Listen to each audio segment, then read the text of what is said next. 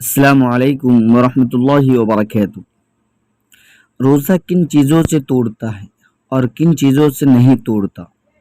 آج عوام کے اندر بہت زیادہ غلط فہمیاں ہے کہ فلاں چیز سے روزہ توڑ جاتا ہے، فلاں چیز سے روزہ نہیں توڑتا ہے۔ تو آئیے ہم آج کی ویڈیو میں ایسے مسائل بیان کریں گے جو عمومی طور پر پائے جاتے ہیں۔ آیا ان سے استعمال کرنے سے روزہ توڑتا ہے یا نہیں توڑتا ہے؟ اس لیے آپ ویڈیو کو مکمل دیکھیں۔ تو روزہ کن چیزوں سے توڑتا ہے اور کن سے نہیں توڑتا؟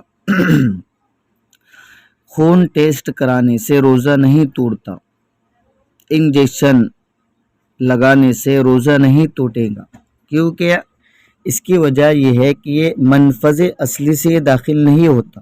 یعنی حضرت عائشہ رضی اللہ تعالیٰ عنہ کی بھی حدیث ہے، قول فرماتی ہے کہ روزہ ایسی چیزوں سے توڑتا ہے جو منہ کے ذریعے سے داخل کی جاتی ہے، کیونکہ یہ منفذ اصلی ہے، عام طور پر کھانا اسی کے ذریعے پہنچتا ہے، اور جو چیز نکلتی ہے خارج ہوتی ہے اس سے روزہ نہیں توڑتا، یہ اصول ہے۔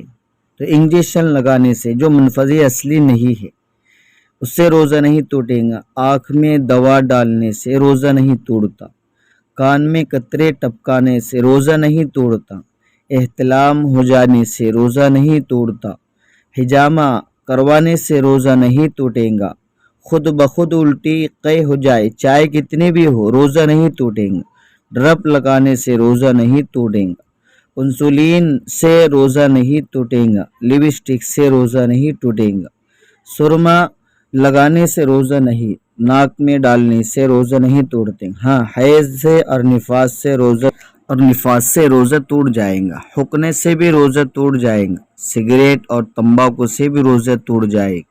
یہ وہ مسائل ہے جو عام طور پر پیش آتے ہیں، اس لیے ہم اس کو ویڈیو کو ضرور دیکھیں اور شیئر بھی ضرور کریں۔ والسلام علیکم۔